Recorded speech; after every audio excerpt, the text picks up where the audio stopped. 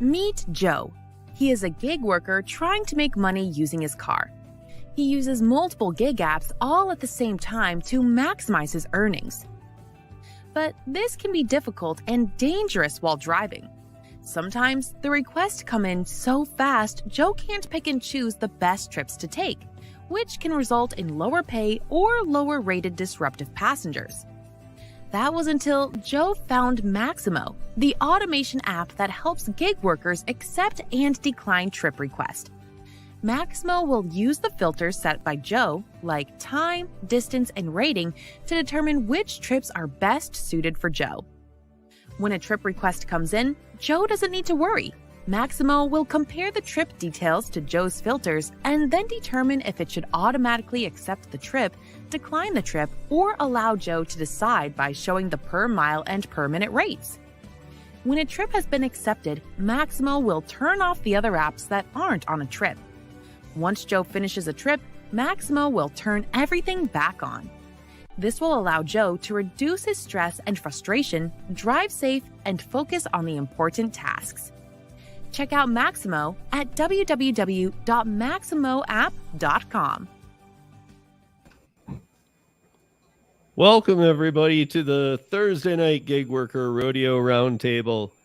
And tonight is the 1-year anniversary, so thought of a few different things. And I know we played a game over the holidays, but I actually think that in true Rodeo Roundtable style, we have a lot of news to talk about, actually. And some of it's pretty good. And it's not the kind of good stories we've been looking for, just kind of good Samaritan stuff. There's some good news for gig workers here tonight. So those of you that maybe, are like, what bad news they got? Well, I'm sure there will be some, and we'll debate some, but some is good, Was that clickbaity enough? But before we jump in, I really want to thank all these amazing people who make this weekly forum possible. Kim, John, Hannibal, Gary, all of which I think bring a different and great voice to our conversations. And I consider all of them great friends. And for any reason you're not subscribed to any of them, get subscribed. What are you doing? Links are in the show notes. And chat people, I will say hi to you in a little bit, see who else kind of drops in. But Thomas and everybody here already. That's a good question from Thomas right there. It threw me off whenever I first seen her too. I'm redecorating. I'm in the process of getting a new backdrop, so stay tuned. Nice. So, yeah. Oh, hey, thanks, Xander. Appreciate that, man. Thank you. I was just texting with Xander today. Okay. Obviously, before we begin, too, I want to also thank all of the amazing guests that we've had. I think that over the past year, we've had some really, I know we've had really good shows with the five of us, but we've had some really good guests, too, and really good conversations. I was looking back through them, and, and one thing I noticed, too, now, I was trying to see, like, who have we missed and whatnot, and I noticed that one week we had... when the first time Atlanta Delivers was here, Pedro sat on the panel, but Pedro has never been a guest on this show, which I find crazy, right? So we got to get Pedro to be a guest because, yes, we're going to do some guests. It won't be weekly. We'll still do this, but when there's a good guest to be had on a good week, bring in some now again. I mean, we used to do that every week.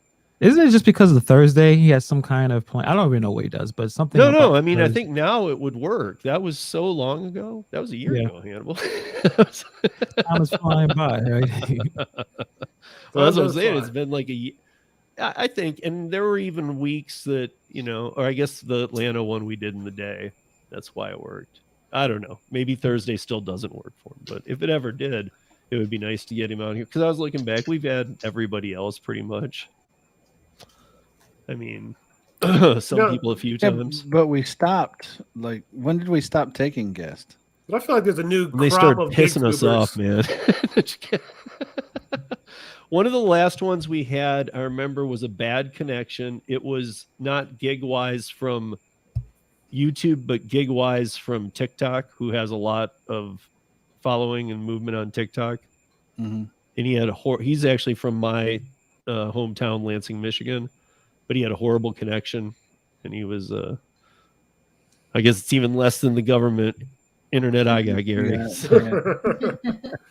Have you had Gig Life on here? We never have had Gig Life, and actually I reached out to him once, and then I probably a couple more times because Hannibal suggests I do it through Instagram. Then I just kind of left it alone. And about 2 months ago, he got back to me on an Instagram message I had sent him like 8 months ago. And he's like, dude, I'm so sorry I missed this one. I'm like, I almost forgot, but I think we were trying to have you on the roundtable. And luckily it's still going. We haven't been doing guests lately, but we will. I would love to have you on. So I think we're cool with it now. I just thought he was blowing me off. But damn, thank you, Thomas. Yeah, thank you, Thomas.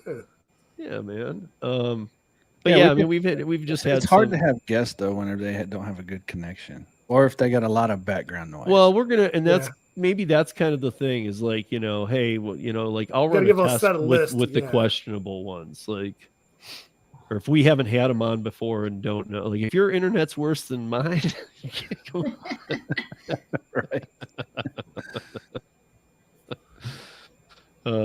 But no, I mean, actually, ours isn't that bad.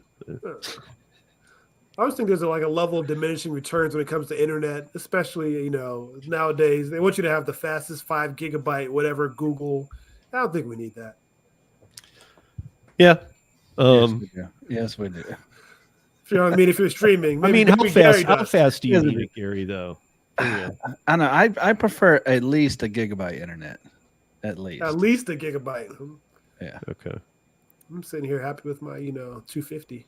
I mean that's what I think, because I mean you're streaming, so streaming. I know. I wonder where the quality of the stream really. I mean, yes, there are some exceptions, but I don't think I have the devices that those exceptions would be, where I need quite that much. It's nice to have it. Well, like I can tell you, for yours, for example, you get choppy at times. Oh yeah, dude. Ours, in fact, I'll tell you this. Well, I'll just tell you.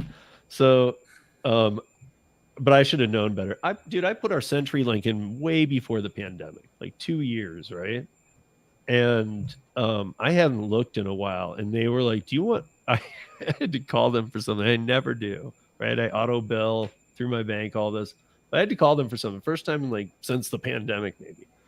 And they're like, "You want to upgrade your plan?" Because basically they do $999 for some reason. They won't call it a gig, a true gig. None of them do. It's okay. Well, for whatever reason, that's what they're doing, but it's the gig service. But she was like, do you want to upgrade to that? And I was like, well, what are we running? And I'll just kind of say we were about 20%, or maybe even like 15%. Same as John, probably. And I'm like, well, how much is it to upgrade? She's like $15 a month. I'm like, seriously? That's how they get you. But I'm doing that. Like, yeah, why would you not? It's like 7 times as fast. I mean, I don't have it yet because I got to swap out the router. I got to go out. Modem and router. Oh yeah. No. But, so that's the trick. You don't ask for it. Make them offer it to you. Well, they did. I think she was like, "We've been waiting for you to call, stupid." So I need to give my company a call and be like, "Hey, I want to quit. You got faster internet for me? $5 more a month." That's why whenever I go visit Steve, I got to get a hotel room because I have to have good internet. No, my neighbor's got some, and there's a school across the street. Yeah, it is in the middle of a hotspot. Yeah. I mean, dude, we've all had internet issues. I mean, Hannibal's had them too. What? I had internet issues most of last week. Hannibal has camera Hannibal issues. Hasn't. He's like, he has camera issues. I definitely have some camera issues. I just looked this up really quick on the states with the fastest internet. I got 5G here. So if you guys can guess, what state you think has the fastest internet speed? Florida, Oklahoma. No. Kansas. I would say honestly that Colorado's in the top 5. Some prairie state. I don't know why. I'm curious though because But California's up there. But I don't think they're the depends fastest. though Like because the Ohio. fastest internet's not always the fastest. You got to look for the fastest that's available to Dakota. the public. North Well, I'm Dakota. only going with the highspeedinternet.com is telling me, Gary. So I'm not sure what their credentials are. Highspeedinternet.com sounds like a very I reliable can have a source. terabyte service sent to Steve, my house. the unbroken driver, Steve is saying Wyoming. I'm saying Wyoming? North Dakota, man. I'm saying Kansas. All wrong. Delaware. saying New York. And We got Delaware is New York. number 1. Jersey is number 2. Maryland is 3. Apparently, East Coast have. You know what? East Coast states have the most, at least the fastest internet. I don't know if So- I've heard this before, but in like the Northeast, like Virginia, Maryland, a lot of like online gamers, professional gamers live in those states or move to those places because of the internet. So what's we think is the worst state with? Wait, it says the Colorado? average download speed. Hawaii. No, get this. It says the average download Alaska. speed's 145 megabytes a second, though. Yeah, So you only need 250. I mean, right now I'm on 44 megabytes per second right now, but this is wireless. But usually number 1, the worst is West Virginia. So I don't think Really? any of us. Yeah, then Montana. Well, 2 is Montana. Wyoming is 3. Wyoming is the 3rd worst. Where's North Dakota? It's up there, huh? Like number What 12. about Alaska? They don't have Alaska here, Unranked. so it's not that. It's Not in the middle, I bad. guess. Yeah, it's not They don't bad. have internet up there. Mine They is just have currently DSL or something. 895. What are you doing? What operation you got set up? I got a 2 gigabyte service in my house. How much That's pretty do you good. stream? There's so many devices connected in my house right now, just sucking up all the internet. That's what I'm saying. Like, I don't think that list is accurate because 145 is megabits per second. Isn't that Pretty like low. your own T2 line? Like, No. Yeah, most people don't have gigabyte. Like, well, speed. that's what I just got offered for $15 more. Hannibal was that 999. Yes. One And short of I a can actually gigabyte. go up. I can actually, like Thomas said, I can go up to 5 gigabits per second. Is it 5 gigabits or just like 5G? Like Verizon has 5G. No, I mean they call it 5 gig. I mean it's actually 4 point something, but it's round up. It's Yeah. like 4.51. It's Yeah. like 5 gig internet. Listen, yeah. shout out to 56K modem. I remember it. I was raised on it. You know, you Hey, couldn't use the I remember phone. it. You know, someone pick up the phone, you hear that terrible noise. It took probably 30 minutes to download one song on Napster. Yeah. Those were the good old days. I And you remember got when the good old days when 56K was the fast internet. I remember when we had to put Yeah. the CD in our thing and install it. Oh, yeah, all right. I think I had a 28.8. Man, you just Yeah, made yeah. all of us look that really was some old. net I got zero one crap. better. When I was growing up, I listened to 8-track tapes because that's what. Why? Okay, well, Really? My grandparents had a phone that was a rotary on the wall with like a 60-foot cord. I had that too. My grandparents had that too. Yeah. So you could go all the way upstairs with the phone. Oh, so that was crazy. original wireless, kind of, with wire. Mine, Yeah, it's mine just- wasn't wireless. I had that really long phone cord that just stretched across the whole house. Everybody had to lift it up and move it, and you could Oh, I had follow that that thing cord, to yeah. somebody's room. That was the OG cordless phone. All right. That thing was like 1,000-foot long or something. It's forever. It's bad. Back in the days when a mixtape was really a mixtape, you had to dub it. Then you had to get the next Oh, tape. there was dub the next work song. involved, man. Exactly. It was a mixtape was a It was a wasn't. labor of love. There it is. Thomas just asked, "Am I older than Hannibal?" I don't know. Am I Hannibal? I'll be 39 this year. Oh yeah, I'm older. So it goes. Gary's the oldest. No, me, Steve then is Kim. older than me. Yeah. Get that shit right, No, Grandpa. I think Gary and I think are the same age, right, Gary? How old am I? Wow. 42. Oh, then I am older than Gary. So So the Oh, question so is, damn. what month is your birthday in Hannibal? September. Okay, then I am older. You're the youngest. yeah. Seems My that way. baby. Yeah. Baby. Um, let's jump into some of this. But I want to say hi to whoever's here first. What's up, Thomas? What's up, Traditional IC? Hi, Marissa. What's up, Tremaine? What's up, Holly? What's up, Thomas? I think I already saw you. What's up, Chris Taylor? How are you? What's up, Brandon?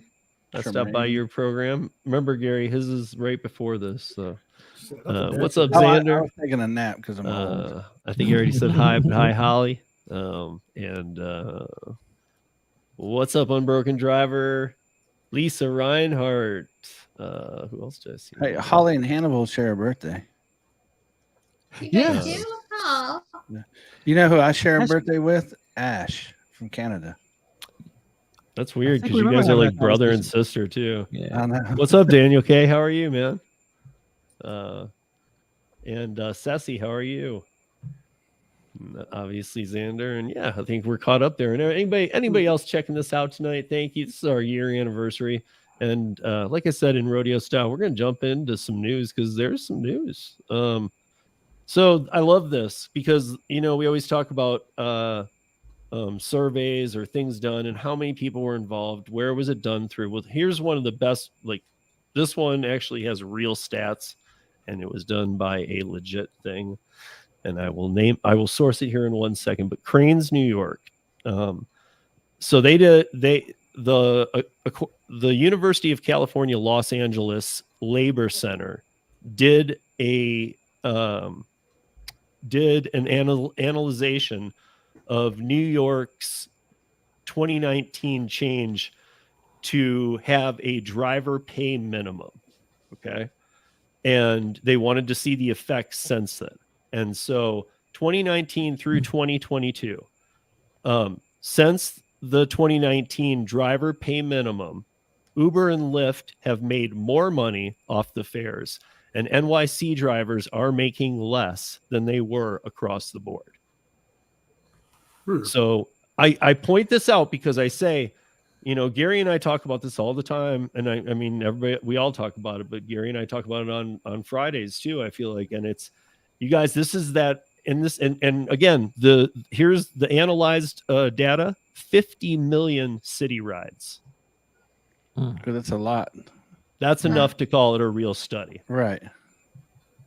And it's saying that if we move to a minimum, kind of like, not to, what is their minimum in New York though? Isn't it like 20? It's okay, but then you have all the taxes. They do all the taxes and stuff up from too. So it's just like 27 that they were hoping on the bump to like 29. Right.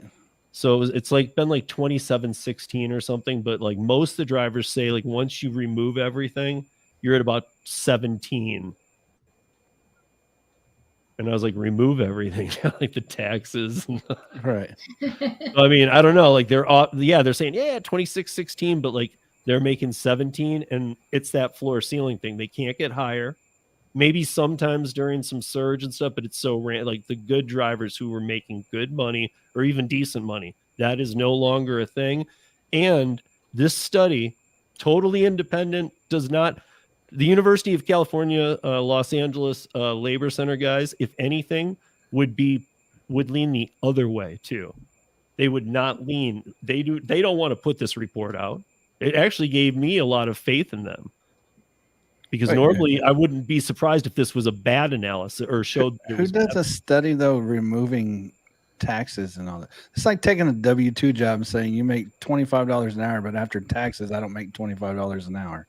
Right, but this is the whole package, looking at the whole thing and saying like, look, dude, across the board, they can't earn like they did, and even the ones coming in are they can't get above 27. I'm not talking about the fees, taxes, operating expenses. They can't get above 27. I mean, they probably can if it's surging. If there's like events, but people that knew how to go work New York just pre this too. I'm not talking about 2015 when it was great. Right. I'm talking about just pre these changes of 2018 to 2019.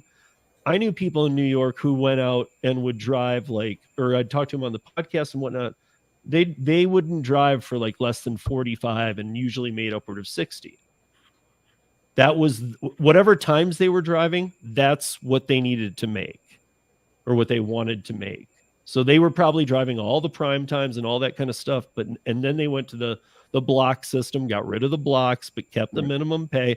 And as we know, dude, I mean, you guys, minimum pay does not come from anywhere. Minimum pay comes from the top earners.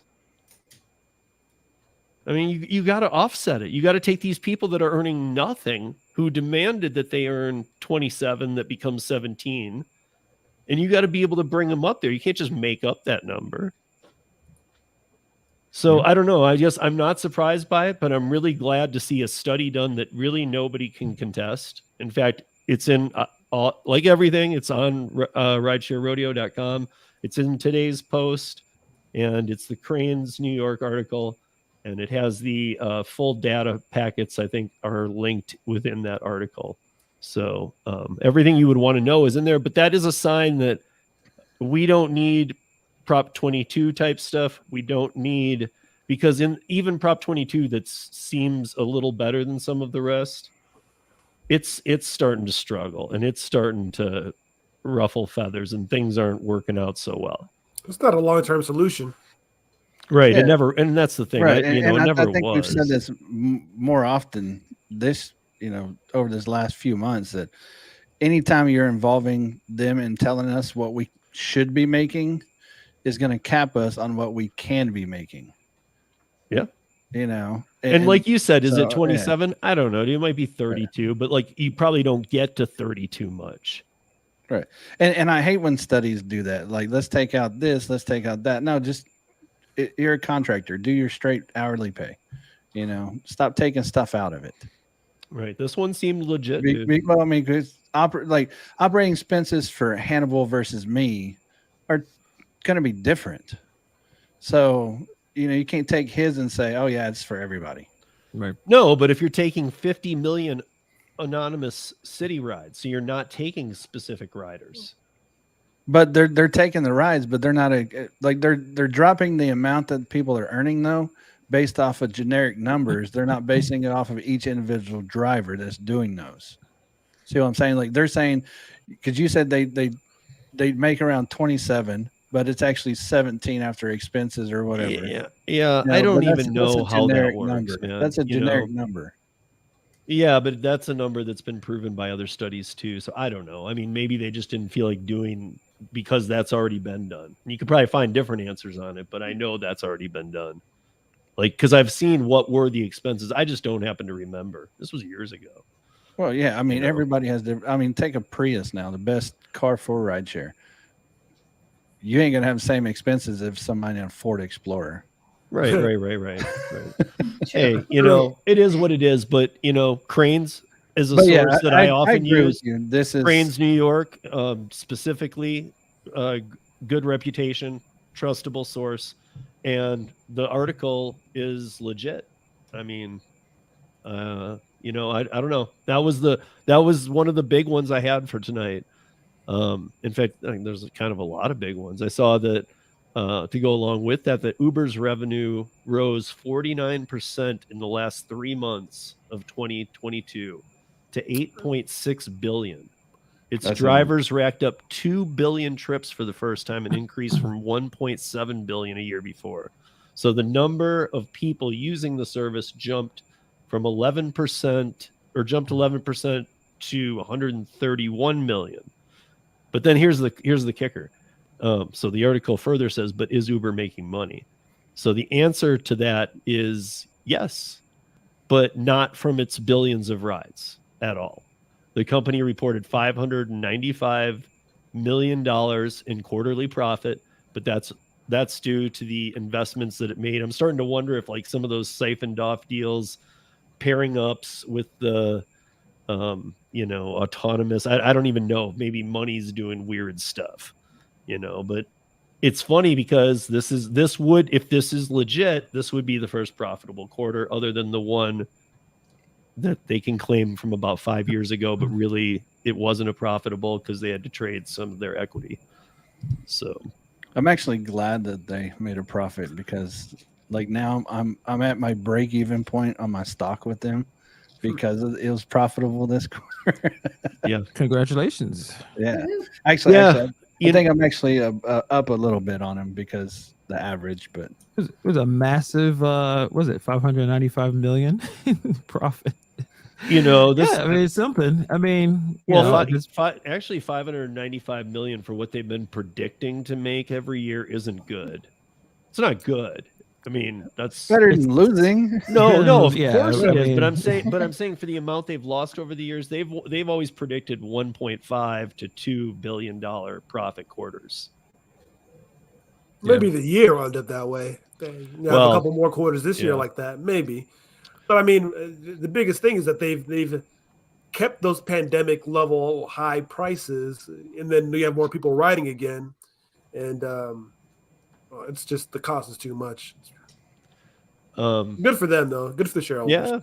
Yeah. Gary, I mean, you know, again, the fact that it's coming from other sources or other investments is, you know, we gotta make sure Gary's investments are sound and they're right. But I mean, money. like, it's like Uber made money gambling the money that they're trying to make as a company is how I look at it. Like, they didn't make the money. They got lucky with some plays they did, but the company that does rideshare didn't make money. But isn't that what the plan is? It seems even with DoorDash that they're going to try to allocate funds to go to something else that can maybe help them make money, where they know there's a limit to doing this, so that they're investing in acquiring companies. So I'm assuming that's the plan from the whole time. I think right? most companies do at some point, but usually companies are in a profit when they start expanding like that. Yes, I think this one's like reaching, like, we can't make a profit. Let's just start doing that stuff. Let's figure this out.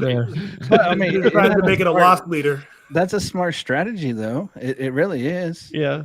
I mean, well, they identified early that their main business is a loss leader. They're like, okay, we're not going to make the money, so we just gotta still get the people and figure out how else we're going to make the money. The product of getting a ride whenever you want it's very strong. I think people who are broke will still order Ubers. Whatever their last a bit amount of money, because most of the people in the country are a bit irresponsible when it comes to paying with their finances. But they will still order an Uber. They'll still order a Lyft. Well, I don't know about Lyft, but an Uber. So they still have that strong customer base there. So it's just trying to find a way to actually make a profit, right? That's the goal. Yeah, I mean, well, they did, and if as long as they're profiting there, they can keep the rideshare going and stuff. I think the hope is, man, like, look, let's just real quickly mention this because I don't have much on it, but Lyft reported its earnings. Or whatever. Do they have earnings? Well, they earned money. Lyft reported their numbers. Their revenue. Their numbers, yeah. They did something. Lyft put the numbers out. And here's the summary of it, though. They put them out February 9th, an hour or right at closing bell for trading. And normally aftermarket is not active with rideshare at all. Lyft plummeted 30% in after hours trades that day. I hope they sold. Not good. So that means the report came out. They were losing money. They're not worth anything anymore. And people were like, let's hear this out at least. And then 30% of it got sold off. Like, nope. Don't like any of those ideas. Yeah. But again, my guess is that, that's kind of why what Uber's doing. It's waiting it out, like we were just saying, like Lyft can't last that much longer. So Uber will have it. They can't. They're down to $16 a share. Yeah. Uber's what, 35 a share? Yeah. Well, and Uber will, and they're on, and those are different markets too, by the way. Uber's on the Dow, Lyft's on the NASDAQ. Right. And the NASDAQ, not to say it's easier, but your valuation, things can fluctuate a lot more in the NASDAQ, but you should have a higher value. If you're going to compare it to the Dow, like, you should have Lyft. First of all, they should have a higher number than 17 anyway. 16. Because they came out, 17. What did they come out I can't even round this up. They came out at 78 and they were to 39 the first day. They're down $62 a share. Yes. It's awesome. Yeah, I've never bought Lyft shares, but I believe in Uber. Well, before we go into these though, Kim has another happy story. So I have another hijacking story. The reason why I actually chose this because this one actually has an ending and the charges, so we know kind of what happens to the people who steal DoorDash or Uber drivers' cars. So this one involved a DoorDash driver. She went to a tavern to go pick up an order, left her 11-year-old son in the car running, went to go in. The guy jumped into her car, ran off with her car with her 11-year-old son in the car. The good news is I guess the hijacker realized there was a kid in the car, pulled over and let the kid out, but proceeded to steal the car. So he actually got convicted the other day, and this was from 2021. So he just got convicted, it said last Friday. So these were the charges he got convicted of: kidnapping, grand theft of a motor vehicle, petty theft, and a misdemeanor. So those were all the charges. His court date on his sentencing is still pending. So I don't know how long he'll be sentenced for, but what I actually thought was kind of, I don't know, ironic is the right word, but he actually got ID'd and was in a lineup because he skipped his bill in the tavern. So the people in the tavern actually ID'd the guy because he skipped the bill before he Pay your bills and tip actually your bartenders. Nice tavern owner. Like, we're snitching on that guy. He didn't pay. He didn't tip. Yeah, We're tip. snitching. I wasn't gonna say nothing, but man, you owe me money. I guess did they get the $40 back for the tavern bill as well? It's like that's like the dumbest criminal He was just story. making all types of mistakes. And then that kidnapping charge, I mean, kidnapping is obviously it's a big deal, but when Dude, you if get hit you with move a that kid- kind of charge, you're going to jail for a very long time. Yeah. And it's interesting. How long did he have the kidnapping before, like, he obviously realized there was a child in the car. He probably stopped immediately, but that's considered kidnapping. He still kid, like literally had the kid in his possession. Who cares how long the kid was in his I'm possession? curious If I hold a kid for justice, I don't know. It was like the other week we were talking about the kidnapping from the car was rolling from spot A to spot B. Right. Yeah. Well, that's kind of why I did this one, because we were all questioning what kind of charges does one face for kidnapping and stealing a car. So here is the answer to our burning question. Well, Yeah, we kidnapping counted, is worse than a 8 car stealing. crimes though on ours. But This did he guy only say got like what 4 the sentence was? charges. At 11 years old, though, why would you tell that kid to lock the doors? Yeah, Why that were shouldn't the be doors kidnapping. That should be It was dumb 11. kids I don't doing. know. I mean, I'm just kidding. I mean, to me, I would leave my 11-year-old in the car. I would. They're probably the kids probably They're- in the car on a smartphone. They're or old a enough tablet. to lock and unlock the doors for me, things like that. But at Yeah. 11 years old, how many 11-year-olds have like AirPods on and they're watching their phone? Like, okay, mom's that's going why in. they're I'm like, gonna whatever, continue dude. not paying attention. Whatever. And then all of a sudden he looks up and goes, "Oh, that's not my mom." that's my mom. Hey, who are Yeah, you? but he are didn't you? unlock the door for him. The door was left unlocked. That's the Yeah, thing. but dude, he's playing his phone. There's no way I don't he's care. That's hearing when you anything turn he your kid and said. say, "Hey, lock the doors whenever I get out. Don't unlock them till I come back." Yeah. Like that should be a standard rule if you're going to take your Just kids grab the with phone you. out of their hand and be like, hey. Yeah, exactly. I mean, I feel like there should be drills you go through. You again- have to bring your kid with you.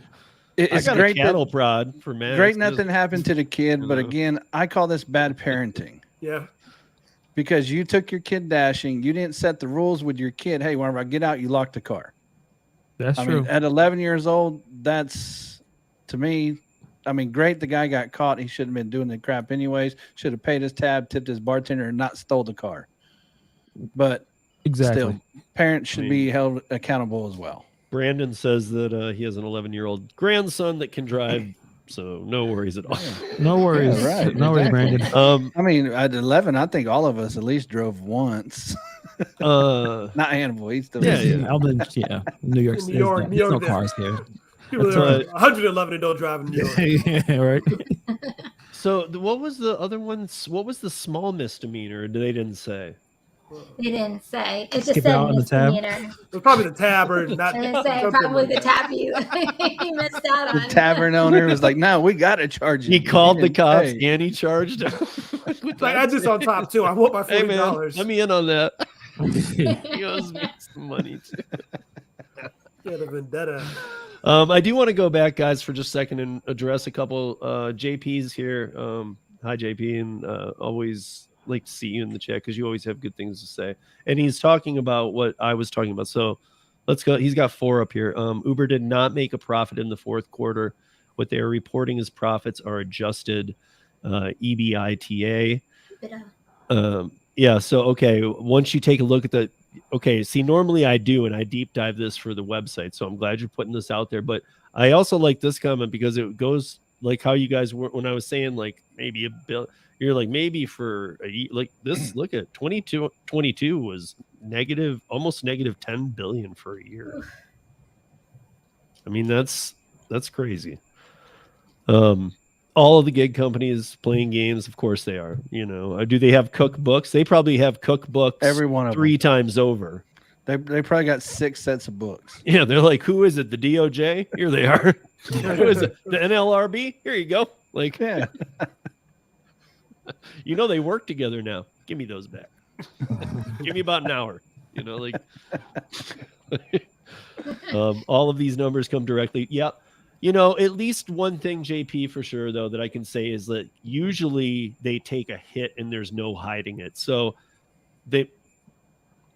trust me, I'm not wearing an Uber shirt and getting paid by them. So I'm pro Uber though. Yeah, of course, you know, we want them around. They provide work. But I know for your stock reason, but I mean, like, they provide work too. So we don't want that app to go away. We just want some things to get more fine-tuned. We know it'll never be perfect, but it could be better than it is. And honestly, like, this is one of the better reporting cycles for them, even if when you actually break it down, it's negative. I would still call this better. Yeah, I would call it better than previous years for sure. You know, but I mean, I've said this in the past too. I don't think rideshare is built for nationwide or worldwide. I think it's built for city to city. And especially not with Lyft just nagging its. I mean, Lyft had its chance to even surpass maybe Uber. I truly believe that. I drove more Lyft for years. I barely did any Uber. Be my favorite app. Lyft Yeah, is one so of mine, I mean, I was doing Lyft all the time. They had the best like promotions. They didn't feel as much like games. Like you could make a lot of money driving for Lyft. So it's bottom line. Who is but now, you know, so I always loved the fact you don't want a monopoly, right? So I loved the fact that they were doing this, but there was, I've told Gary it before too. I can't remember exactly. I would maybe 2017. I feel like Lyft just said, hey, let's throw out all these great ideas that have been working and just do everything Uber does. And it was at a time when Uber was failing in my market as it was. I'm like, why are you doing this? Like you were on, they had the momentum for sure. Well, see, I used to like Lyft because it was like they had a more personalized feel to them.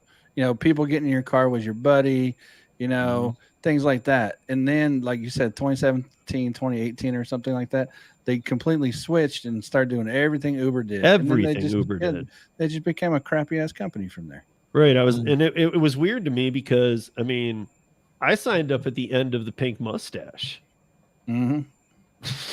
I had a pink mustache. It I signed up when you got the pink mustache. You had to have the. I have the coat. I have the coat. I have the coat. Yeah. And you actually had to meet with a mentor, and they inspected your car and all that stuff. Yeah, but dude, I think I've told you this. My mentor was the worst thing I've ever seen. I couldn't believe you did too. I had to meet him at Sloan's Lake, which isn't that weird. It's kind of a centralized point. He's like, meet me at the parking lot, Sloan's Lake. I met him there, and he's like, so you just turn the app on, and when these pings come through, you just, if you want to take it, you just take it. And he's like, and if you just want to sit at home and not take them, that's fine too. Really, you know, just do what you want.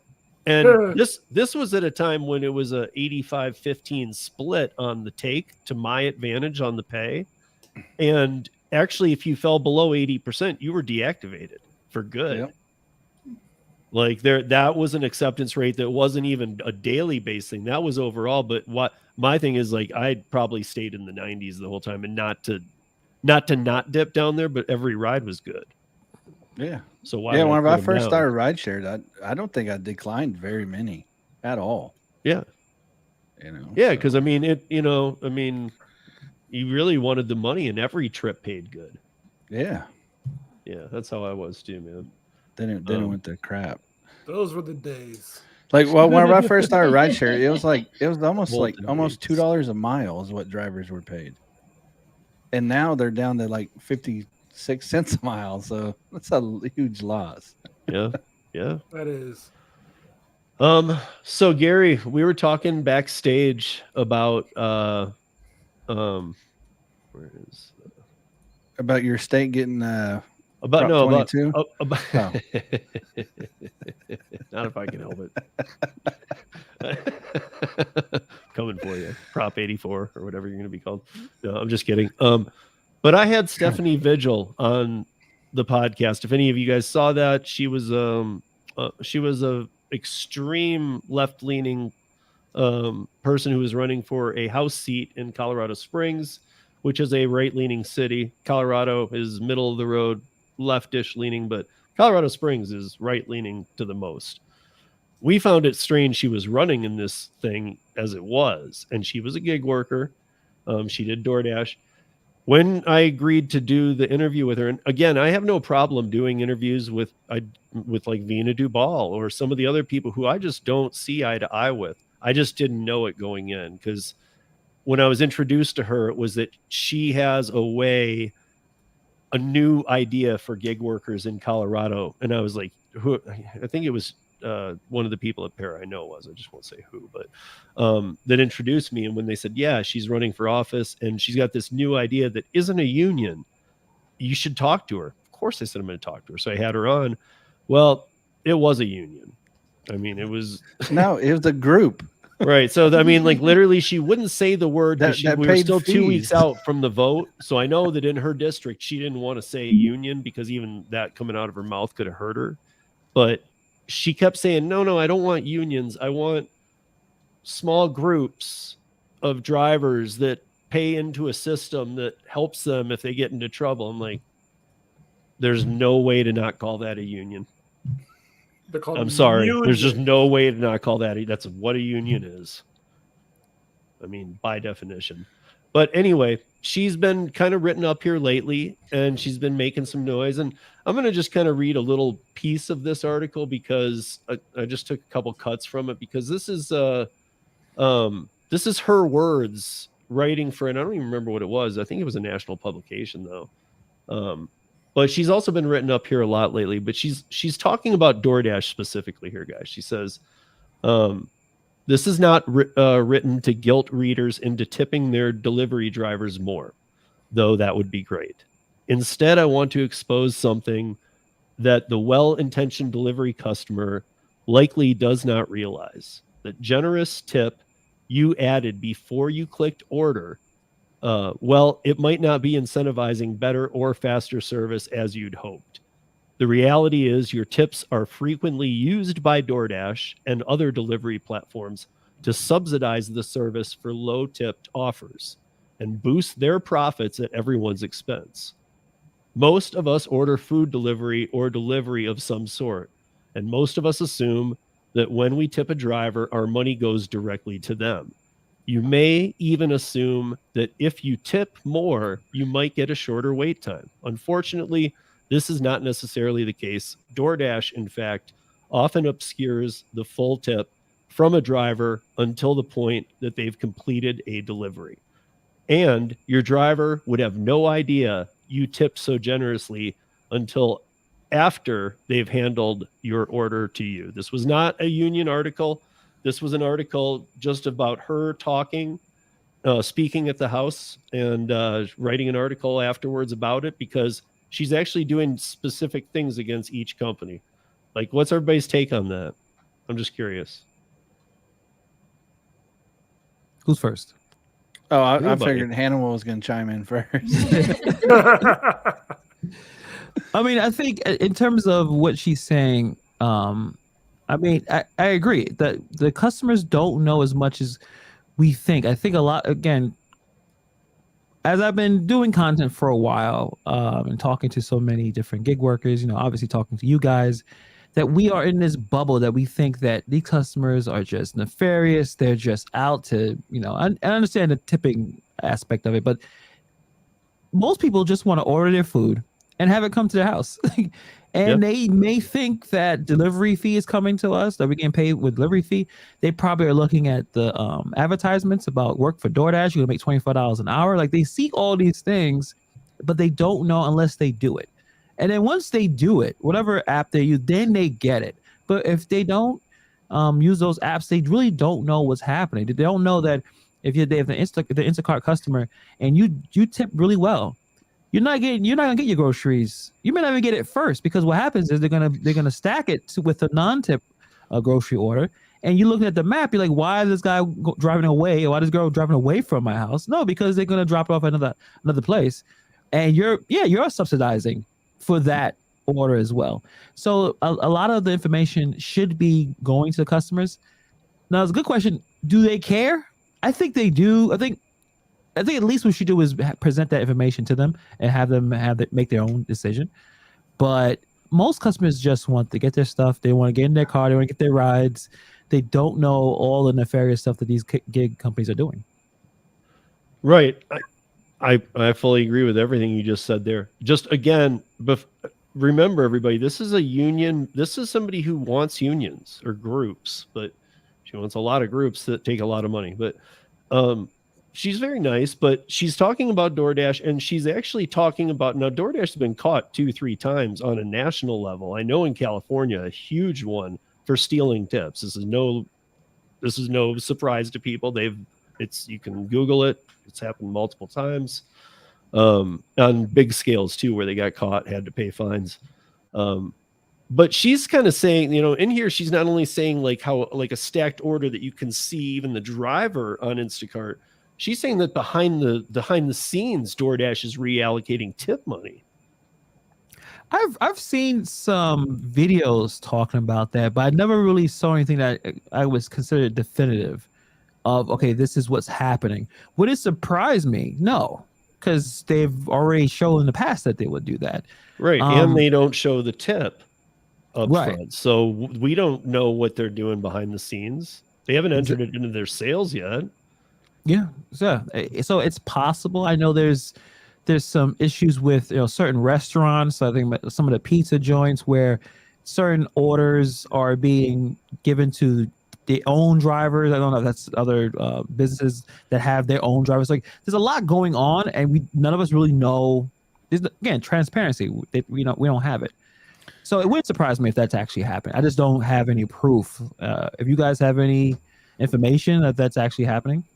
I don't know whether it's any information that's happening. I just think customers are just as much in the dark as we're in the dark. I feel like sometimes it's the honor system that we're taking for granted, that what we see is actually true. The tips we're receiving are actually true. Customers that are inputting their tips, they're actually true and going to the drivers. But, I think sometimes talking about tips with customers have the adverse effect. Like, if they start seeing articles, just like we start seeing articles on this, they're like, well, if my food isn't getting there quicker, then why am I giving X amount of dollars? So I feel like sometimes it has the adverse effect opposed to more of a positive effect. Yeah, and I think there's the other factor in there that, we talk about DoorDash, but we've seen this tip thing come up with Amazon Flex. We've seen them coming up with Shipped.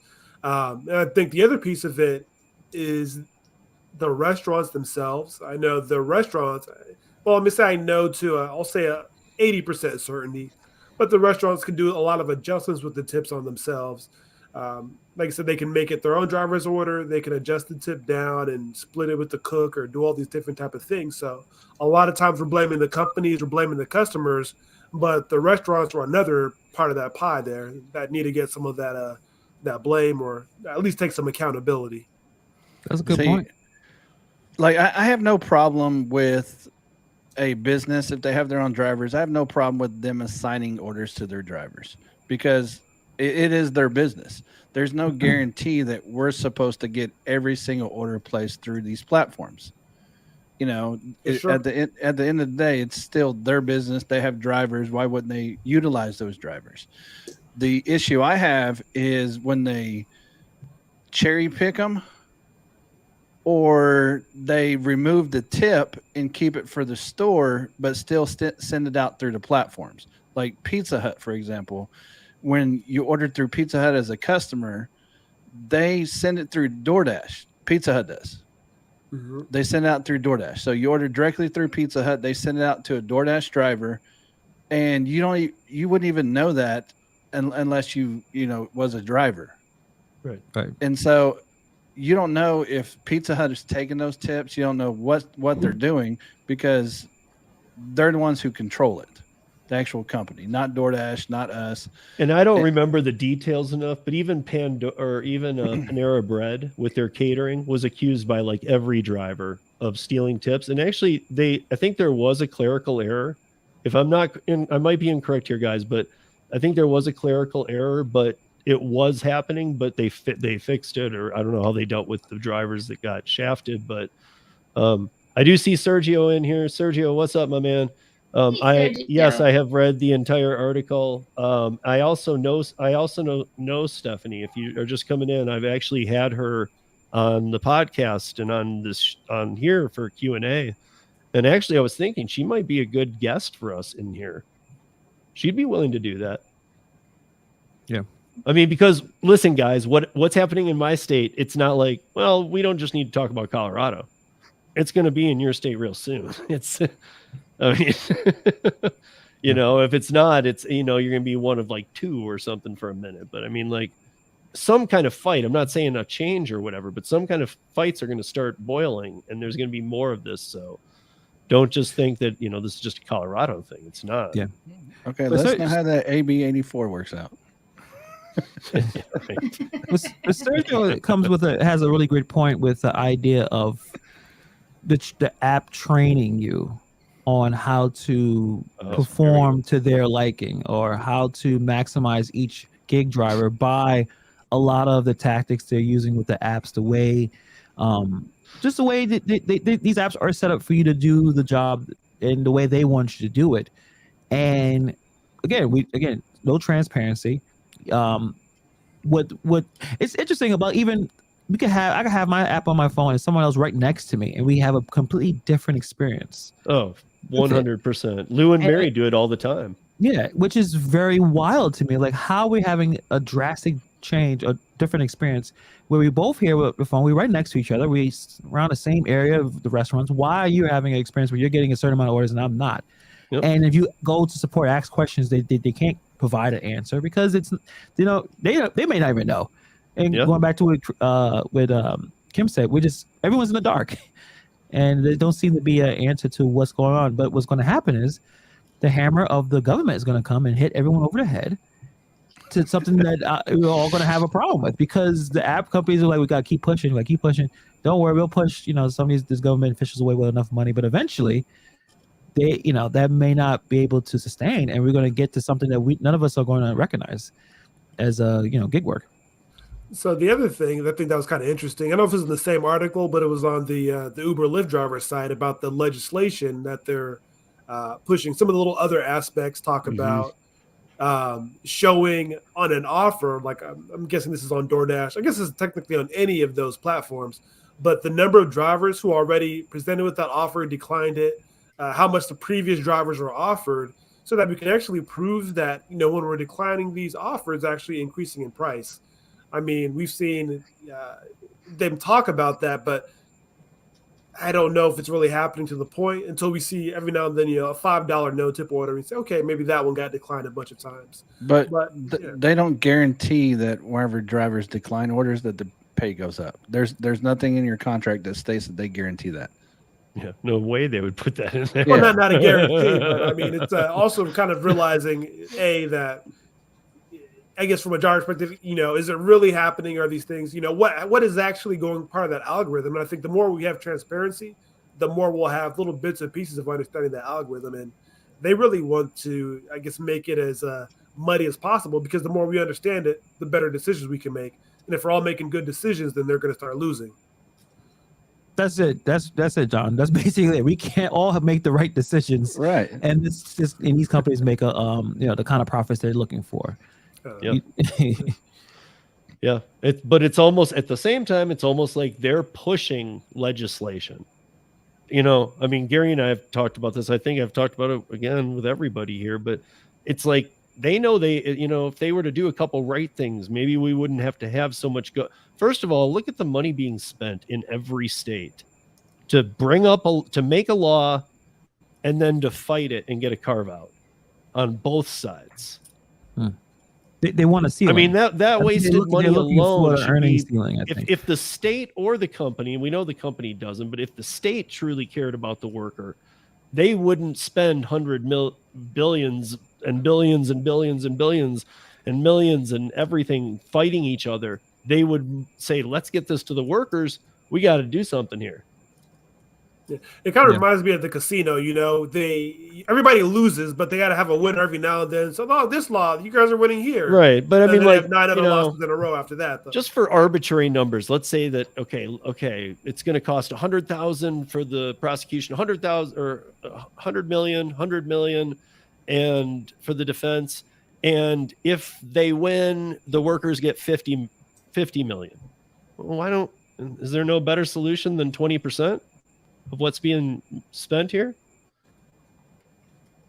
I don't know. I fear legislation because it's a way for government to hide a ton of money in a court case. And I don't mean like so sketchy, but like road diversion money and things like that, and updating streets for Uber drivers because they're taking over the world. Things that just, like that kind of stuff gets played in the deal.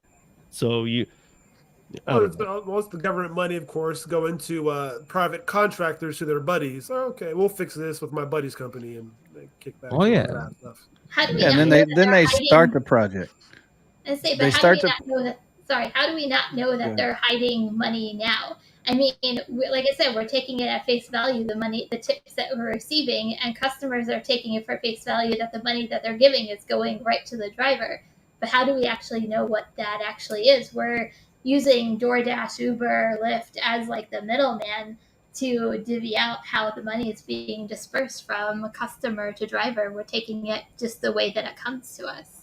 Well, you're never going to know that though, Kim. Exactly. I mean, even if they showed 100% transparency in the app, we would still not know if they're correctly paying us. Right, you would just know what you're being paid. Right. And that's about, at this point, guys, I'm gonna be honest, that's about all we can ask. Right, because I'm not even for the fight, because that's what I'm kind of talking about. I think that's where you start spending a ton of money. I'm not even about that. Right. Just show me what you're going to pay me. If I don't want to do it, I won't do it. Yeah, like I don't think we'll ever get to the point to where we know. The only way you're going to know is to have like a dumpling business to where you know exactly where you're getting paid. But as far as food delivery, rideshare, you're never going to know if it's 100% matchup unless it's your own company. Right. Yep. I mean, if you really want to talk with the customers and roll the dice, if you're feeling lucky on a long ride to the airport. No, I mean sometimes. Hey, what'd you pay, man? Whenever I did rideshare, sometimes passengers would ask me, they're like, "Oh yeah, Uber charged me $40. Do you get all that?" I'm like, no, not even close. No, like, dude, I'll be honest. I've felt comfortable enough to talk with some. I've seen, but this was a long time ago. But I mean, I've seen, people have shown me. Yeah. I'm like, damn. Really? Here's my number. Just call me next time. I didn't know they charge you $250 to go a block. Yeah. Sergio dropping gem after gem tonight.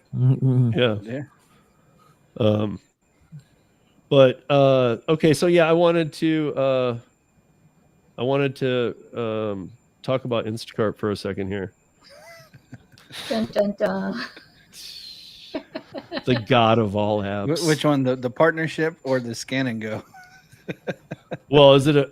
Oh, are you talking about the partnership with Snap and EBT? I think Yeah. that's a downfall. But I even have Instacart and Kroger splitting up.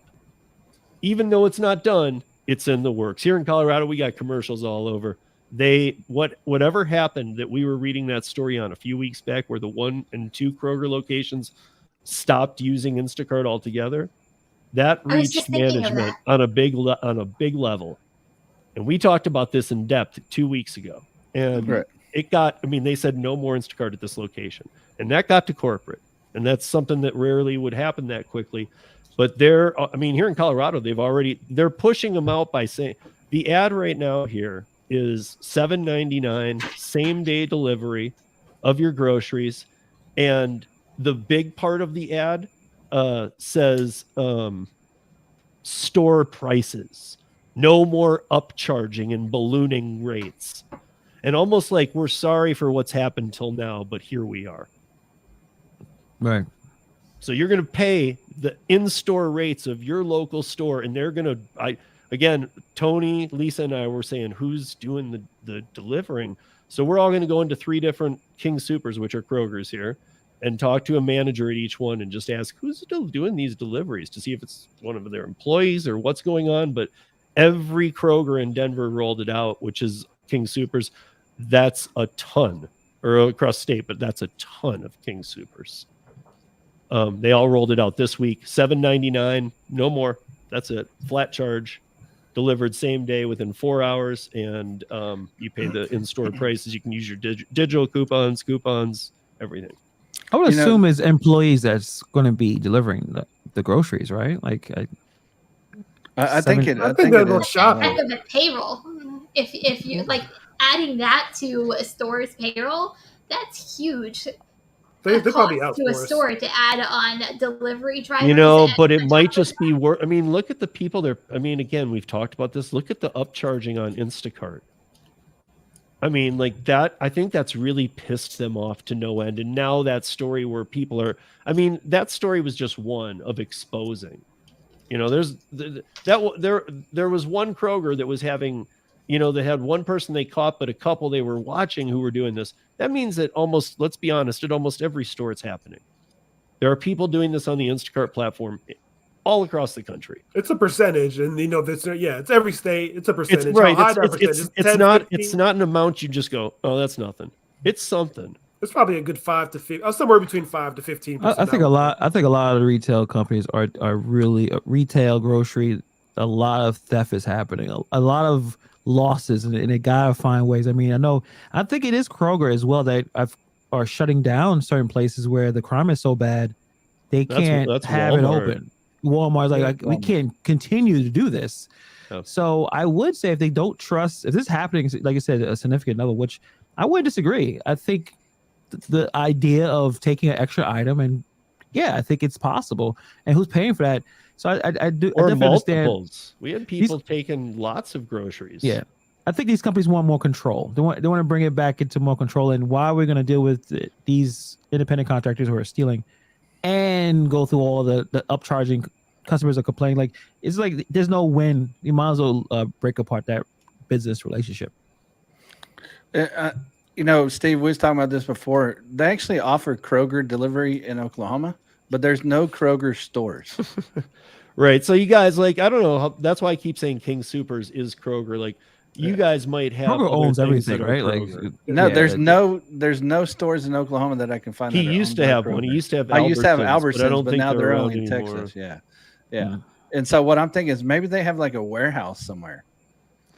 You know, kind of like an Amazon warehouse For what? Just for their A grocery delivery. delivery. It could be. Yeah, Oh. because I can sign up. Like I went to the Kroger website and I can sign up. I think the yearly is like $59 for a yearly thing.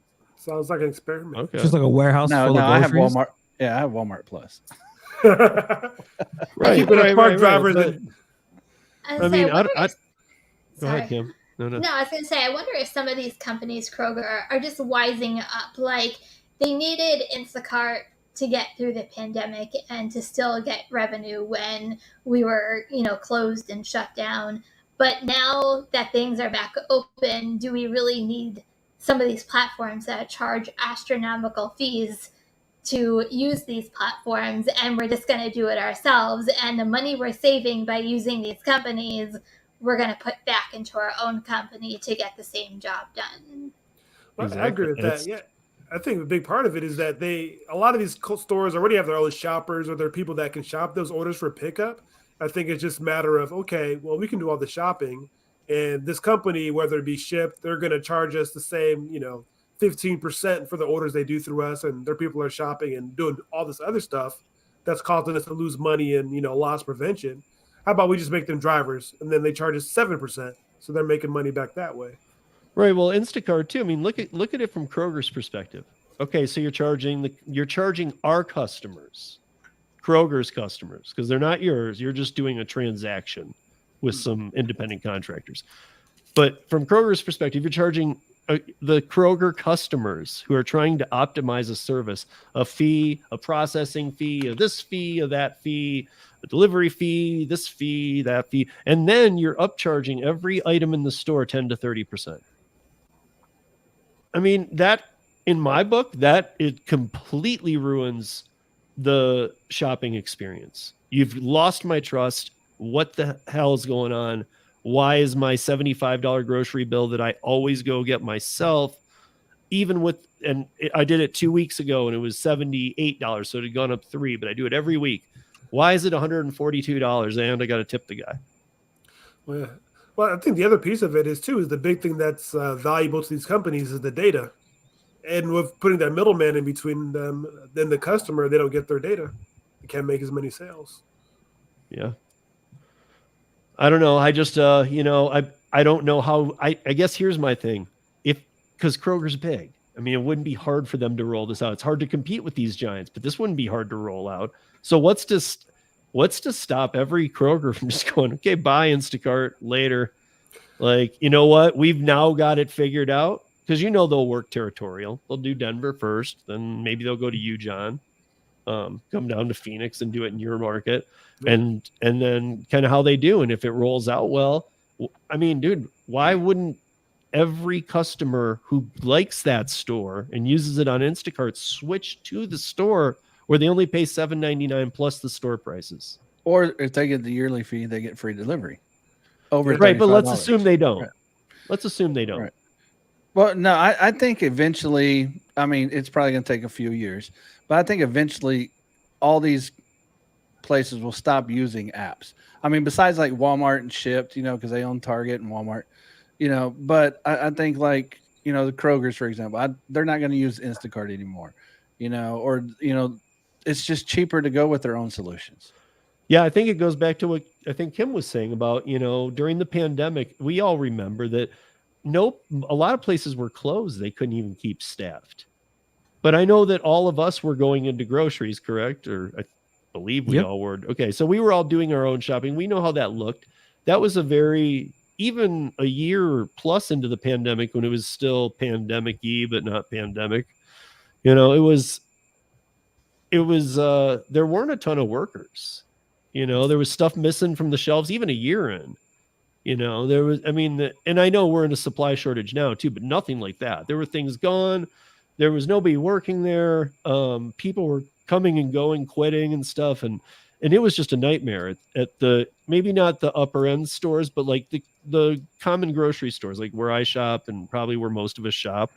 Yeah. And the Walmart, it was like a club in there. It was everybody in there. It seemed like Walmart was doing pretty well. Clearly, I'm sure they probably did pretty well. But like you said, the smaller stores, Targets seemed barren. I don't know if you guys have Targets where you guys are, but it was pretty. I would say that was a lot of places where, things were missing. Like it was like meat section gone, except the really crappy stuff like the imitation meat. Always had all the imitation meat still on the shelves, but the real meat will be gone. It was infuriating. So I think more and more people actually stop shopping in the stores over the years because it's just so convenient. Like go to Walmart and select it. I can have it here in like 3 hours. Yeah, I don't have to leave maybe my house. maybe Walmart is a big player in this Kroger move too. Like, dude, now Instacart really doesn't make sense. Spark is killing it we got to do something in house and get this out for $7.99. I agree. I think Walmart being just in general one of the leaders, Walmart and Amazon, when people look at companies to mimic themselves after, those are probably going to be the two. Yeah.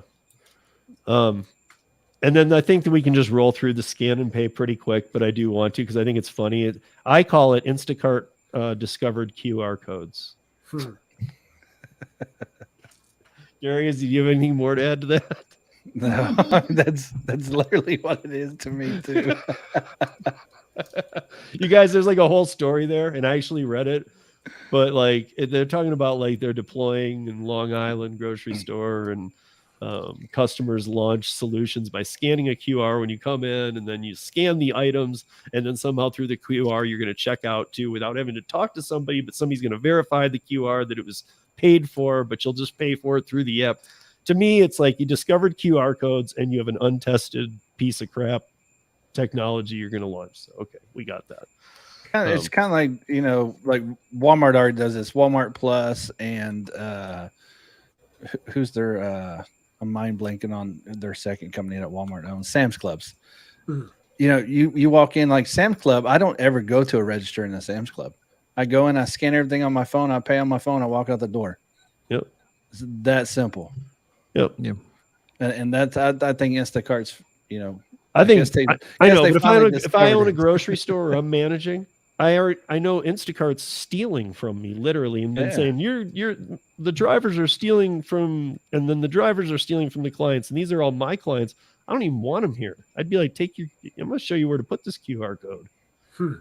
I wonder if those stores actually, because I know they probably do inventory once or twice a year. So I'm just curious on what their shrink would look like and if they're pinpointing it to stuff like this. You mean like people stealing? Well, some people have been caught. That's my point. Yeah.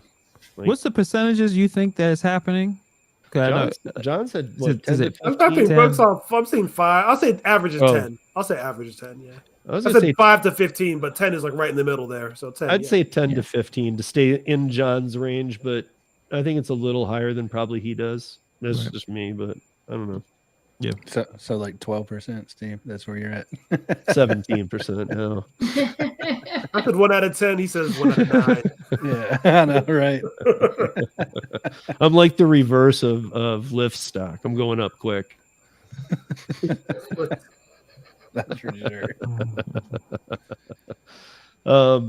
But yeah, and then the last thing I want to mention about Instacart, and it's not even that bad, guys, is that Hannibal and I were talking. I don't remember where we were talking about this, Hannibal, on, but how they've teamed up with Supplemental Nutrition Assistance Program, SNAP, Electronic Benefit Transfer, the EBT. You know, it's.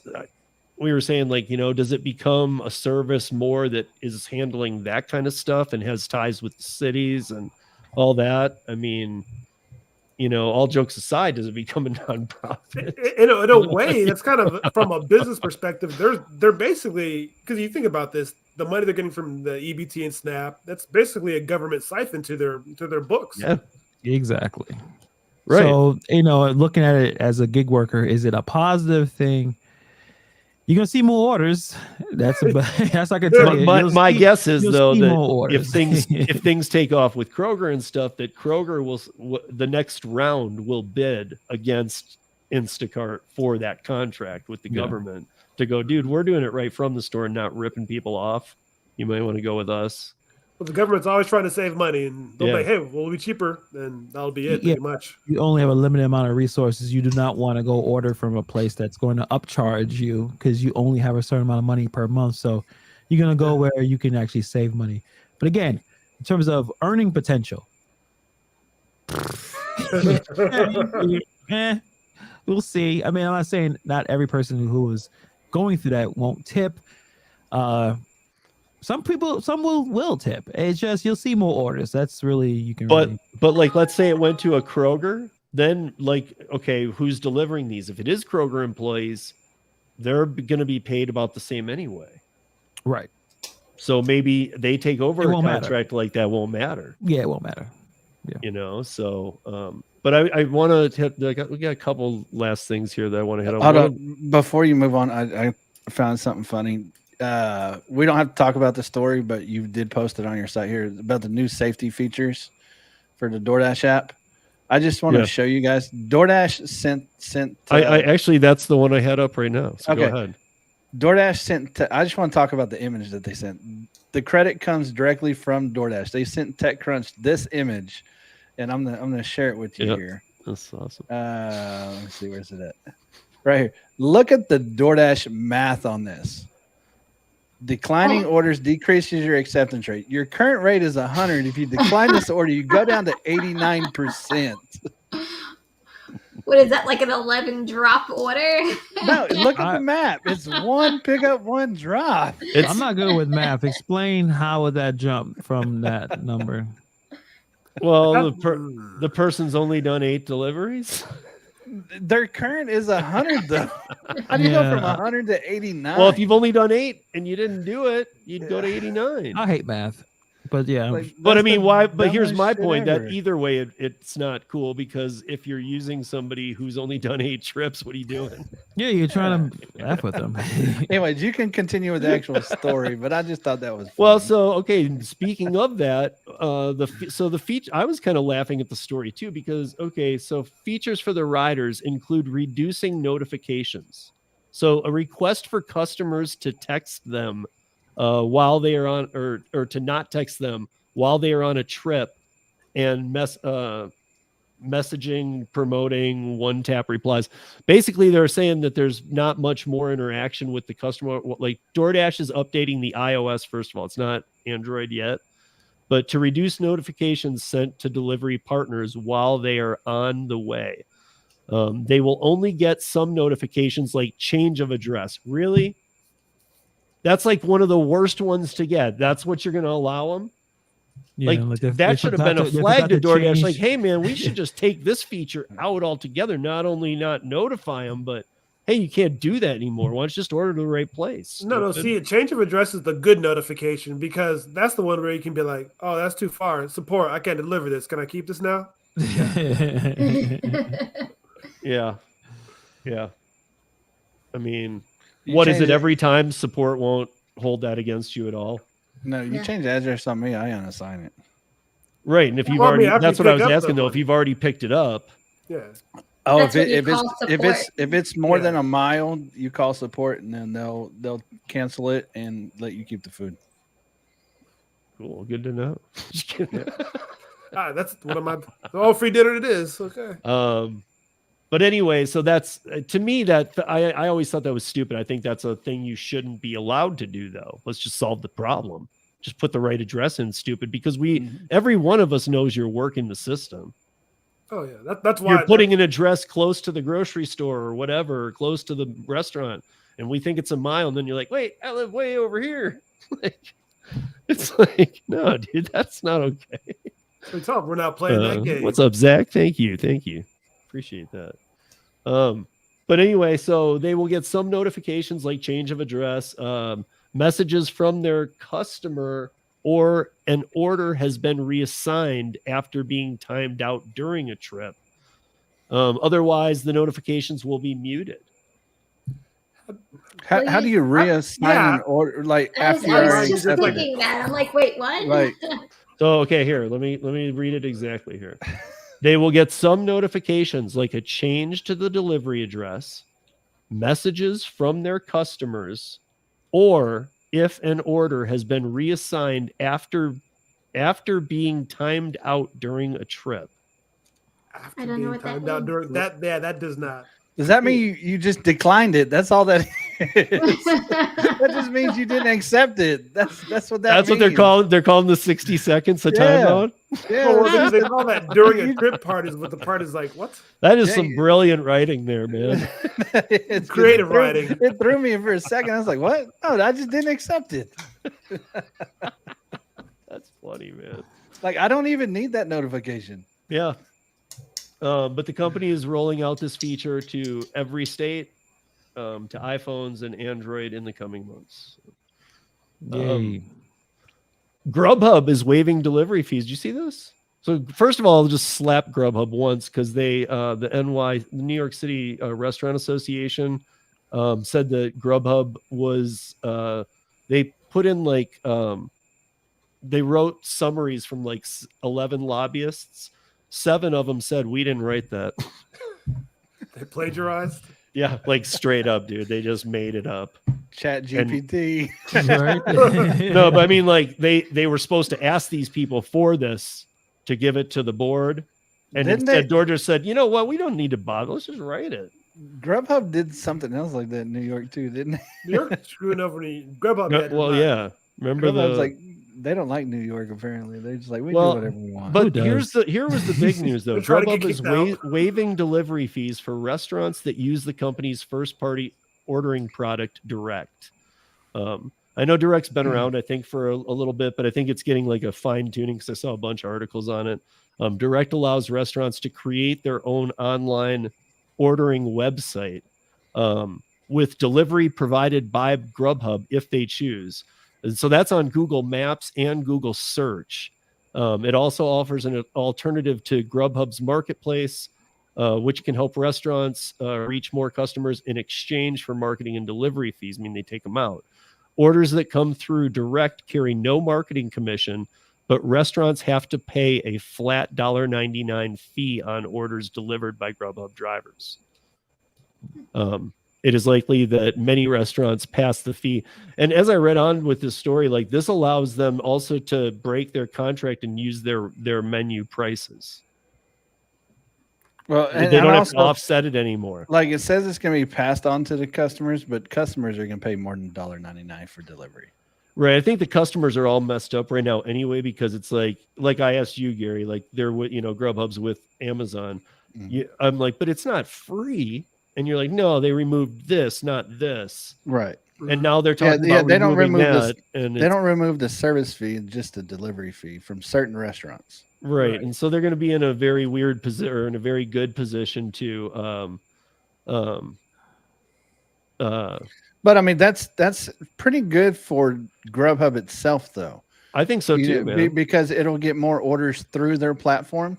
Because I mean, if you have a choice to use Grubhub and you pay $1.99, Mhm. or you can use DoorDash and pay 20 to 30%, you're going to go with Grubhub. Why would you? Also, what's going to happen if on Grubhub you can look up the menu item prices and they're the same as when you go into the restaurant, and on both Uber Eats and Right. DoorDash, they're not. Mhm. That will make news very quickly. That will spread like wildfire.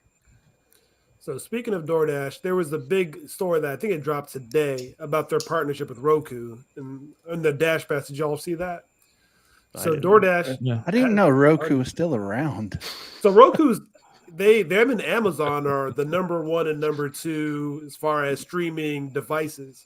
Everybody, of course, knows about Amazon because of all the other things they have. But Yep. as far as streaming TV, smart TVs, I think Roku's the number 1 out there right now. It's So- cheap. So yeah. it's yeah. Go to Costco and get a whole 40 you inch for said like $20. it's cheap. You said it was cheap. Yeah, As far like as the TV college goes, yeah. students, like you just take, you get your little stick, you can put, I mean, but Oh. doesn't it have the slings and the other things that are the same price, really? Well, no, all that stuff is on the Roku, so it doesn't. I mean, you know, Oh, the Roku's the device, right? It's like a fire Yeah, stick. Roku's Okay. kind of like a Fire Stick, except for I remember the Roku's when they was like this big, and I don't know if they're the same. yeah, but- Steve talking about the Well, Sling no- TV. How long that was? yeah. Well, no, Roku makes the whole TV. That's Roku now as well as the stick. Oh, So- see, I go with Fire TVs. I got both. See, I have Yeah. Roku TVs, and I have a Fire Stick. I had the Fire Stick first before I bought the Roku TV. I'm not just going to throw away my stick now. Fair enough. Competing conflict of interest there. No, but so the deal is that if you have a Roku device, whether it be a stick, a TV, a Roku account, 6 months free DoorDash Dash Pass. Oh, nice. And so, Yeah, but we realized though on those Dash Passes though, like they're not removing anything anymore. I mean, it's well, it's You don't getting get free people delivery? Dash No. Pass. Yeah, well, you get Yeah. some places to get your free delivery. Yeah, but Oh. most of them are reduced delivery fees now, That's not true. free Oh, delivery. discount. Well, Yeah. if you get pickup, you get your money back, is what you do. So you'll get money back that way, Gary. Oh. Get your Like 5% back. 5%, right? Yeah, Oh, you get 5 a free. a nickel for every dollar. Yeah. Yeah. Yeah. Can't So, complain yeah, about that. Too bad I don't have any of those devices. Unfortunately, I used to have a Roku a couple No years Roku. You ago. don't have an Amazon No Fire Roku. Stick Well, or it anything doesn't. like So that. if you had a Roku device, you probably still have the account there. You can just go to your login and boom. 6 I'm months sure free I can dashboard. You know remember what's really those. weird is I His always Roku see device- Roku at Airbnbs when we go into the mountains here. Yes, yeah, there you go. Yeah, Airbnbs, they Right. love the Roku. Why? Because it's cheap. Cheap. They're not gonna See, put the fancy stuff in an Airbnb. No, Hannibal's Roku is right next to his AOL CD. probably. Okay, More we got orders. 2 more things to get through. So this is kind of a weird story. So the U.S., we all know about the U.S. Department of Labor. In May, the new classification goes into effect, tightening the classification of employees and independent contractors. This happens to pertain to this specific one to what's going on in Illinois. So in Illinois, small businesses that have been using loopholes to designate their workers as gig workers rather than regular employees face stricter scrutiny. The attorney for Glendale Heights, the attorney, what I think he's like attorney, he's got some position, but it's not attorney general, but said the Fair Labor Standards Act requires overtime to be paid to all employees who work more than 40 hours a week. But here's the kicker that's weird, you guys. Right afterward, it says there are some exceptions. Maids, janitors, retail workers, restaurant workers, limo drivers are examples of workers who will not be paid for overtime. So I love that we're talking about a thing called the Fair Labor Standards Act, but maids don't count, janitors don't count, retail workers don't count, restaurant workers don't count, limo drivers. Really? It doesn't seem real fair to me right now. No, it's not. I mean, come on, Those are guys. some of the They said hardest all working except for people these. in like a lot of Right? our industries. That is the service industry. Yeah, they Yeah. literally just said everybody in service Yeah. except for these people. Yeah. Everybody else. Yeah. And then this one I just find funny. Tomorrow, by the way, guys, I want you to know that at 2 p.m. Eastern, 11 a.m. Pacific, I am doing a live with Mike Harubi, who I've done lives with before. Mike and I are going to be discussing how this is now titled as of today, because we've been talking through emails and stuff like that, but this has been planned for a minute. So as it's titled right now is recent developments affecting drivers or rideshare and delivery drivers and other self-employed ICs. Now I've been emailing with Mike a lot, and I will give you one taste of a quote he gave me in an email today update. I was like, so where are we at? 'Cause we've been going through what the flow will be. And his quote was, "This is a great time for rideshare, delivery drivers, and all other independent contractors in 660 occupations. We'll talk about it tomorrow." That was his quote to me today. So I'm very interested to hear what he has to say. If you guys are aware, the DOL pushing for this employee classification, and now that it has a date, May 1st, to be implemented, Marty Walsh, who runs the Department of Labor, he actually runs it for the Biden administration.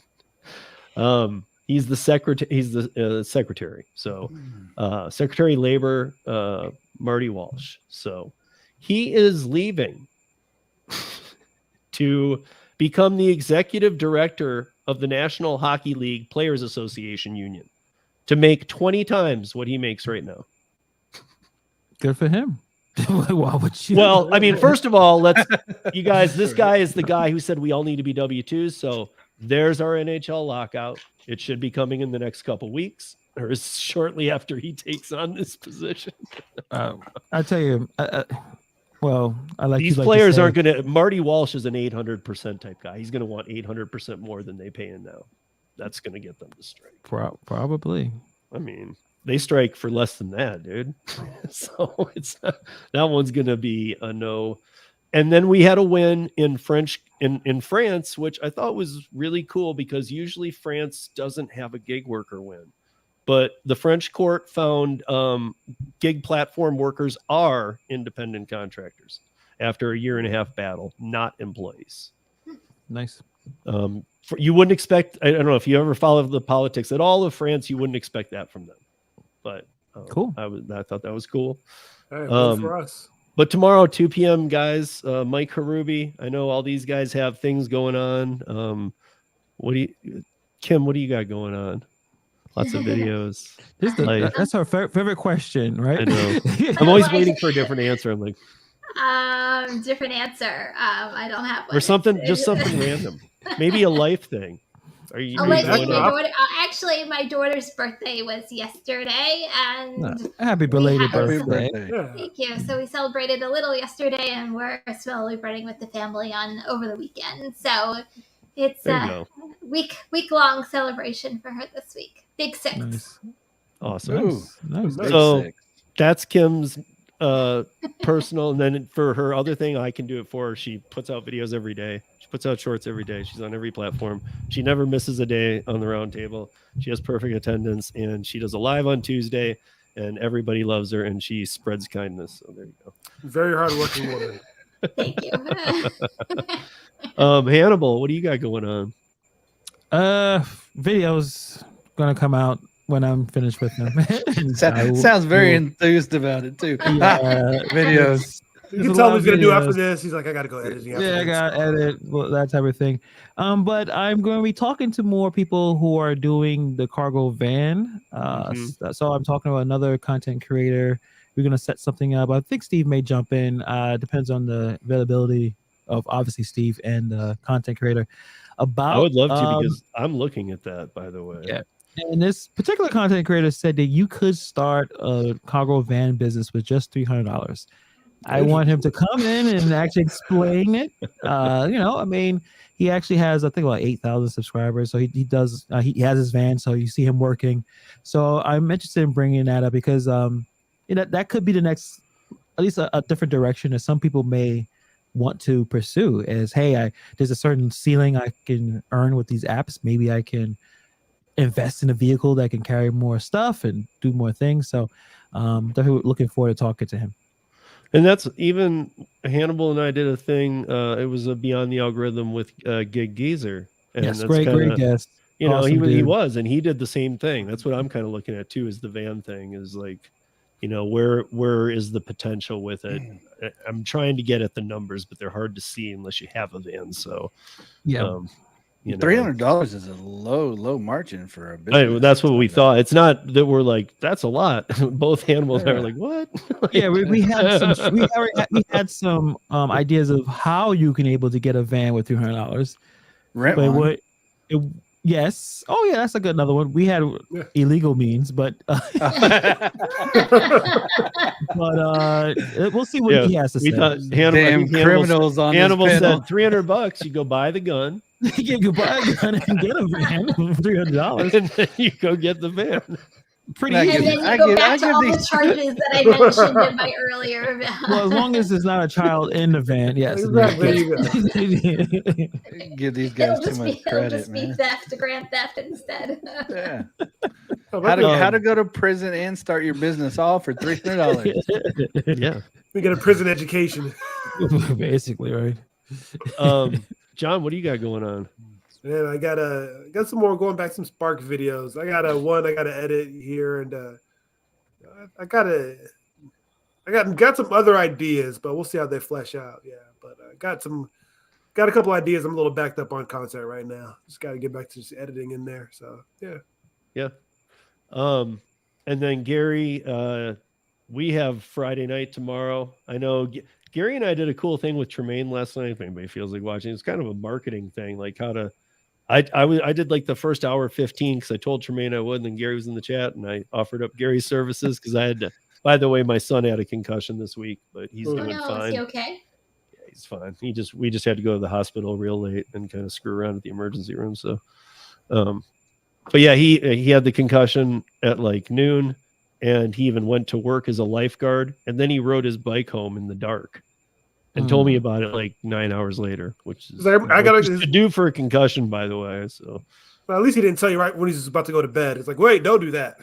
actually, that's fine. That's some. It is That's not fine. Stop saying it's fine. It is Dude, not fine to I have his bump your paperwork head. right here. It's not fine to bump your head and then go to bed. You need to go It seek is, medical man. attention first. What you're talking about, but that's dude. That's most doctors, because he's had 2 now. They say Tylenol, ibuprofen, what is it? Yeah, after you are checked out. Right, Yeah. right. Well, yeah. Don't just bump your But head the- like well, the other Steve thing, told me I dude, could is- go to bed. Take Hey, ibuprofen. The other thing is, don't wait 10 hours to tell me. Eat 2. Kids, Yeah, man. and don't do a bunch of Right. athletic activity right after the You concussion. know, I and then mean, be like, oh, yeah. my son's smart. He's cool. Gary's met him. Like Yeah. he went to work and he came home and he was standing in the kitchen when I noticed it. I was like, "What's up with you?" And he's kind of like off to the side. I'm like, "You on drugs or something? Man? What are you doing?" Like, and he's like, and he didn't know what was going on. He was like, "What?" And he's a lifeguard too. That's what he So- went to. He went to go Yeah. work as a lifeguard, and he actually fell asleep a little bit there for a minute. Like, I don't know. He was tired. He was starving, all that, but man, something was way off. So anyway, he's fine. He's fine. But we have the show tomorrow. I guess we can do some of these solo things tomorrow, because I still need everybody in here to send me solo stuff so I can get a couple of, like, get us all hooked up. Okay. If you already set up an account. If you didn't, the link is or will be in the show notes right after this ends. I'll put it in there if it's not. But you sign up with my link, you get $20. You just link one account, and then I think we have 3 more to give away. So if by the way, if anybody in here right now is in any of the new 6 markets, we could just give you one. And it's, what is it? 3 months, 2 months, 60 days. It's 60 days of the full pay guarantee, everything. You don't have to pay a dime. You can just test it out. And the new markets are Vegas, Phoenix, Tucson, Portland, Salt Lake City, Denver. Did I miss one? That's 6, I think. Go to worksolo.com and it'll be there. Right, but I mean, like, if you're, there's a lot of markets there. If you're in one of the new markets, I know Solo would love to have you trying it too, and this is a full version. So, if any of our Vegas people or any Tucson, Phoenix, like John and I are going to start doing it. We've been talking about Solo, but now we get to try and use it. So in a couple of weeks, we'll have some feedback. Hannibal, you could, even if it's just for investigative purposes, man, you could have it plugged into your apps just to see what the guaranteed offers are. Absolutely. I mean, I'm interested, like that kind of stuff. I'm interested in. I want to see what everybody's Instacart orders are, like what Solo's predicting. It doesn't go by orders; it goes by hours. Hours, right? Yeah, and I can tell you, Oklahoma, they give $10 an hour for what? Drivers guarantee. Instacart. Yeah. For most of them, let me bring it up here. Wow. Unless I do Rideshare, that's the only one that they give high. DoorDash is $12. Where's it at? This thing's not. Is that like Prop 22 style, where it's not, because I haven't downloaded mine, but I am planning on doing it and some live testing next week. But is that like no tip? Each hour is different too, because like 8 to 9 is like 13, 9 to 10 is 12. But is that base, not tip?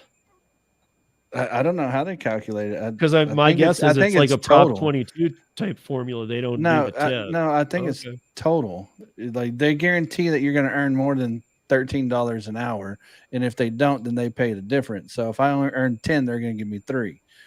Gotcha. But I mean, these numbers on here, I could easily beat them with one order most days in an hour.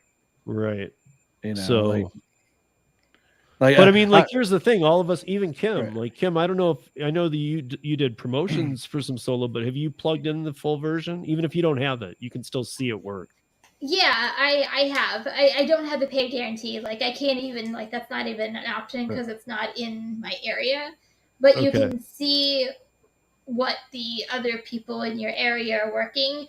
The only thing is I don't have many people in my area signed up, which is what I was working on. So it's very limited of what I can see. what other people are making. That's what I've been waiting for too. Like, I was like, Yeah. I'm not doing solo till it's here. And when it came here, now I'm ready. Like next week, I'm plugging everything in, and I'm just gonna see. It doesn't mean I'm gonna work them. I just It's pretty low. Like what I see in New York City, it says $12 an hour for DoorDash. Yeah.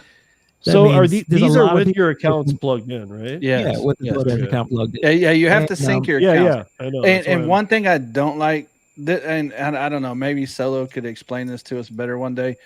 I synced my Uber Eats account, but then it's telling me that to get the guarantee, I have to do Uber Rideshare.